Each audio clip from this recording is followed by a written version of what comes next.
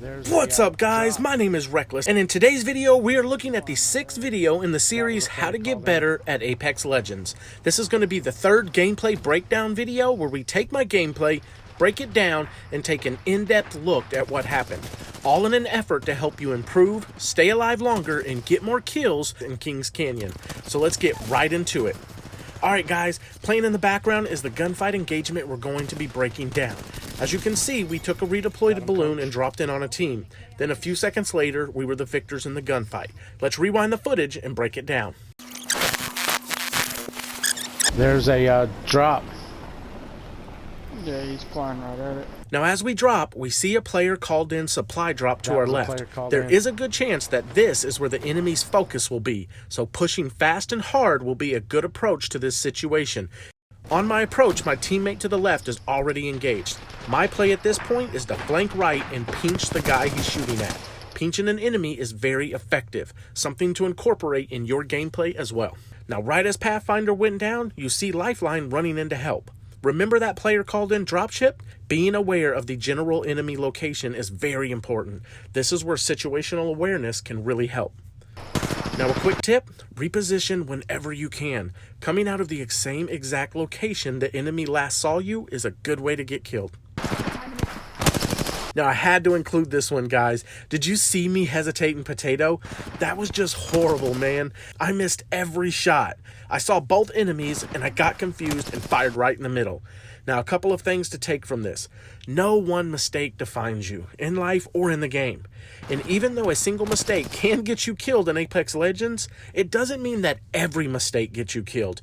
Keep fighting, try harder, and see where it gets you. Noticing that Lifeline went around the other way, I simply changed directions and try to come up behind her. Watch what happens next. Smart tactic, bad execution, Lifeline. As I came around the box, I started firing only to notice Lifeline's revive shield was up. I assumed she was using the strategy of using the shield to block the bullets.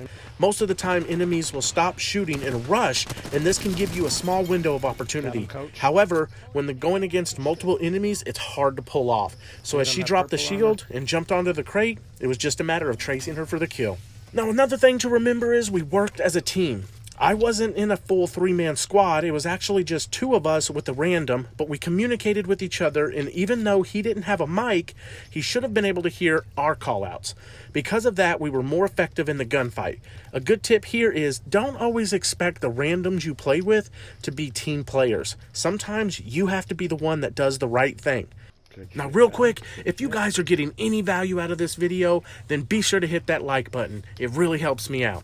Now let's take a look at another gunfight. We heard gunfight in Skulltown area and we're heading in that direction. I ended up stopping here because I heard someone moving. I turned to see where my teammates were, and once I realized they were too far, I knew something was up. Quick tip, guys. Hearing is a part of environmental awareness. Be aware of the sounds around you as each action is unique, such as running, jumping, vaulting objects, and even legend specific. Pathfinder and Octane are the best examples. You can hear them run and know exactly who it is. As you see, I went back knowing someone was there, so I was already aiming down sight as I rounded the corner. Octane came into my vision and I downed him and quickly backed up for the reposition and heal. Since I didn't see or hear anyone else, I decided to go ahead and thirst Octane and head back to where my teammates were now fighting. Pick up some ammo. I just found a 301. There's people back here. Quick tip guys, ping enemy locations for your teammate. Randoms or not, be a good teammate and don't assume your other squad mates know what direction you're looking or firing in. I engaged the enemy and started to get shot from above. I backed up behind cover and I was able to get a shot off that forced him to back up. Now watch what I did next. I got the Pathfinder pushed back.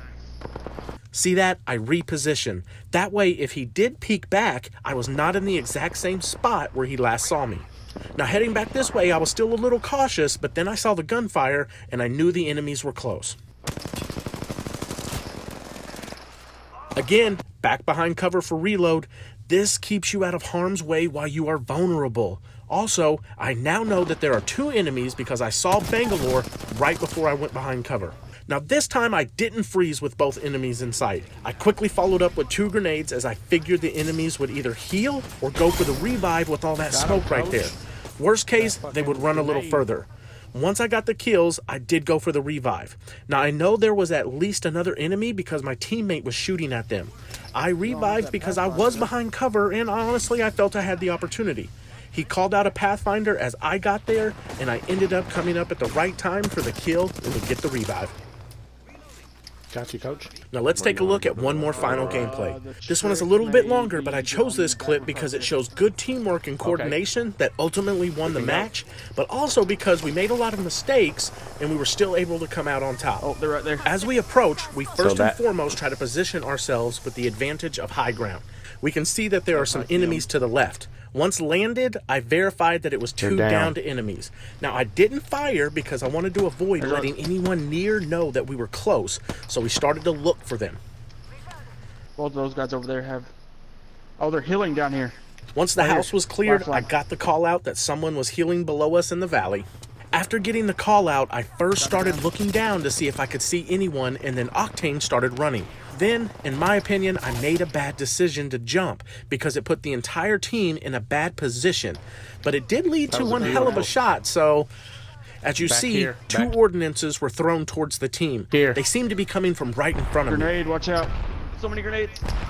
Here I'm trying to hold an angle in case the enemy who threw the nades was still down low. I still kept my eyes open and I was looking around. Then I heard gunfire behind me, so I headed back that way. Nope, they're up there. Don't go up there. Now, as I ran forward, my teammate called out they were up there, and I was able to take that information, only to pop out a little bit and light up Lifeline, and quickly duck back behind cover without taking any damage. Now, what I love about this brilliant play of mine is, it's not so brilliant. I am not a fan of staying behind the same cover and peeking out the same side, and Wraith got the upper hand on me. I should have been knocked down right here. Now, I was able to turn and snap on Wraith pretty quick for the knock, but I do feel like being in that exact same spot is what made me vulnerable. Alright, I drop back for the heal, and then my teammate goes down. Not wanting to be down a man while basically being pinched between 2 teams, I headed back to help my teammate. Now, after doing my part to take some of the life off of the enemy, my other teammate eliminates the last member of the 3rd squad. One more squad left. Good. Keep them from pushing us, John. I'm going back. I get another call out to prevent the push from the other team while the revive goes down. This is a great call.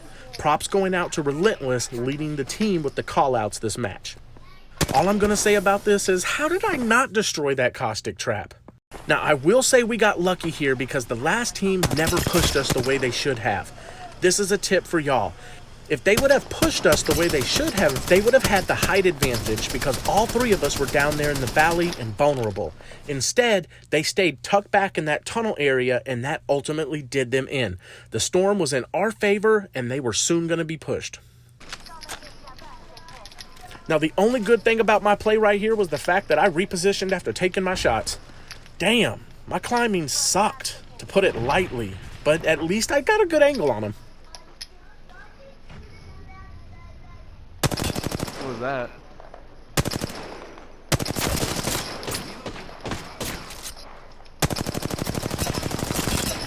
Two tips I did here. Reposition after shooting, and again, reloading behind cover. Simple, but so effective to help you guys stay alive longer. Don't push up there, Dylan. Don't push up there.